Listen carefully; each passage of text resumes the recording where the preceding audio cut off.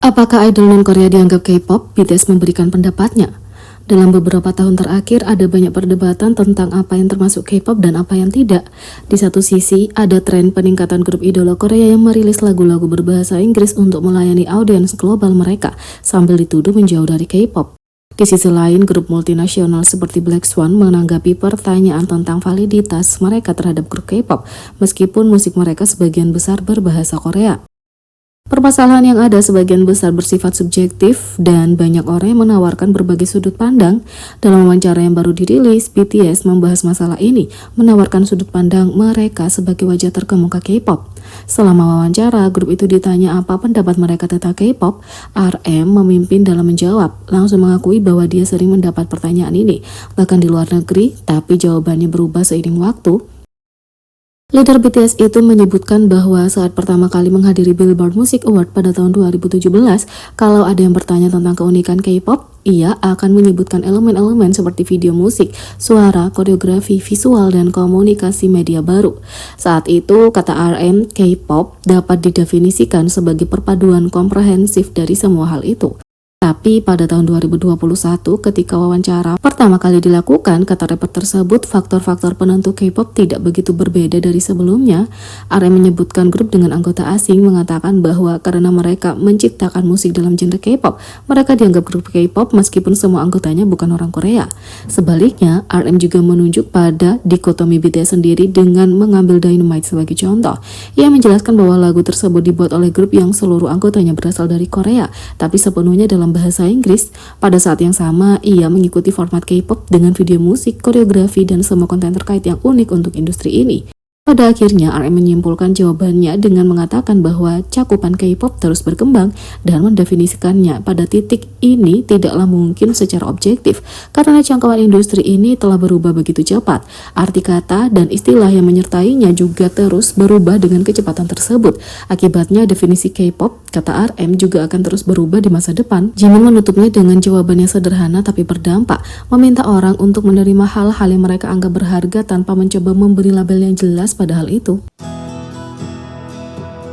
Sementara itu, lagu BTS yang berusia bertahun-tahun menjadi runner-up di Music Bank minggu ini. Bahkan dengan semua anggota BTS yang saat ini menjalani wajib militer, pengaruh mereka di industri K-pop tetap kuat dengan cara yang bahkan tidak dipikirkan oleh para penggemar. Pada tanggal 12 Januari, episode terbaru Music Bank ditayangkan menampilkan penampilan ITZY, Raizy, SF9, Only One Of, dan lainnya. Hanya 2 lagu yang dinominasikan sebagai pemenang acara minggu ini, dan salah satu nominasinya jelas tak terduga. Nominasi pertama adalah Be There For Me oleh NCT 127, rilisan terbaru grup itu. Dan nominasi lainnya tidak lain adalah lagu ikonik BTS Spring Day yang dirilis hampir 7 tahun yang lalu.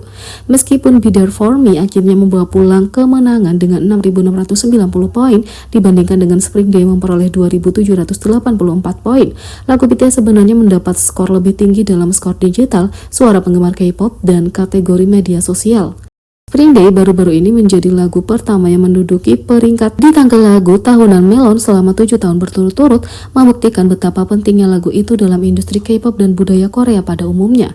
Kemunculannya di Music Bank minggu ini diangkat di postingan forum online, dan para komentator membagikan kecintaan dan dukungan mereka terhadap lagu klasik abadi ini. Sepertinya Spring Day tidak akan terlupakan dalam waktu dekat sebagaimana mestinya. Tak hanya itu, server crash saat penggemar terburu-buru melihat kampanye pakaian pria Valentino Suga. Maison Valentino baru-baru ini merilis kampanye pakaian pria terbaru untuk koleksi SS 2024 yang dimodelkan oleh duta global Suga. Kampanye ini disutradarai oleh Pier Paolo Picciolo dan diambil gambarnya oleh Theo Werner. Karena ini diambil sebelum Suga menjalani wajib militer, foto-foto ini terasa seperti hadiah kejutan untuk ARMY. Trailer tersebut menggambarkan kehidupan bintang pop global yang serba cepat dan sibuk saat ia berjalan sendiri dikelilingi oleh teriakan dan sorak-sorai. Mari kita lihat fotonya. Aura dan kecocokannya memberikan kemewahan total. Dia bahkan memadukan gaya celana pendeknya yang sempurna. Jangan lupakan setelan klasik yang sederhana. Setelah mendengar berita itu, ARMY melarikan diri ke situs tersebut, tapi servernya mogok. Fans juga setuju bahwa tidak ada orang yang lebih cocok selain Yoongi untuk kampanye ini. Yang kedua, Jungkook muncul di trailer pertunjukan paruh waktu NFL Super Bowl Acer. Sebelumnya, NFL dan Apple Music mengumumkan bahwa penyanyi, penulis lagu, dan penari R&B Amerika Usher akan menjadi headline Super Bowl Halftime Show 2024. Kini, Usher telah merilis trailer untuk pertunjukan paruh waktu Apple Music Super Bowl tahun ini.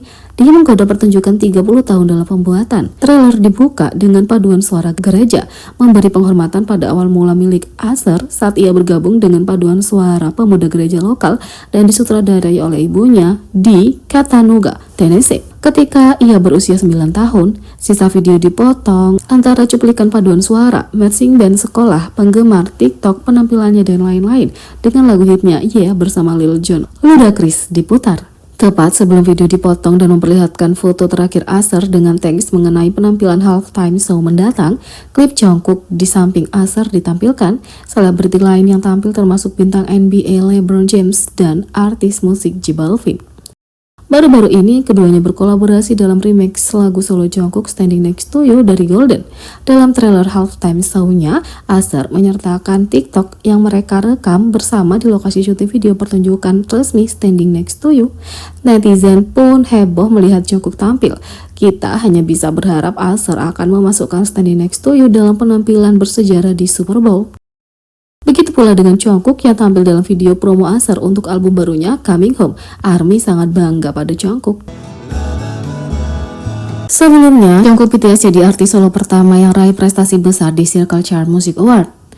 Circle Chart Music Award 2023 berlangsung pada 10 Januari di Bexco, Busan, dengan pemenang dipilih berdasarkan penampilan komersial lagu dan album dari 1 Desember 2022 hingga 30 November 2023 di tanggal lagu Circle. Pemenang dari banyak penghargaan berkisar dari pendatang baru hingga artis mapan, dan kamu dapat melihat semuanya. Beberapa artis membawa pulang berbagai penghargaan seperti Seventeen, New Jeans, Ivy, NCT Dream, G-Idol, dan banyak lagi. Tapi bagi salah satu artis yang memenangkan banyak penghargaan, ini adalah kesepakatan yang lebih besar. Jungkook BTS adalah salah satu pemenang besar malam itu, membawa pulang penghargaan untuk Artist of the Year Global Streaming, Artist of the Year Digital, dan Artist of the Year Physical Album. Dengan pencapaian ini, Jungkook menjadi artis solo pertama yang memperoleh Triple Crown di Circle Chart Music Award, suatu prestasi yang sangat pantas. Ini telah ditambahkan ke daftar penghargaan yang sangat panjang yang mencengangkan yang diterima Jungkook sebagai artis solo. Pada postingan forum yang membahas pencapaian ini, banyak penggemar yang memberikan banyak pujian dan kekaguman kepada magnet BTS yang berbakat ini.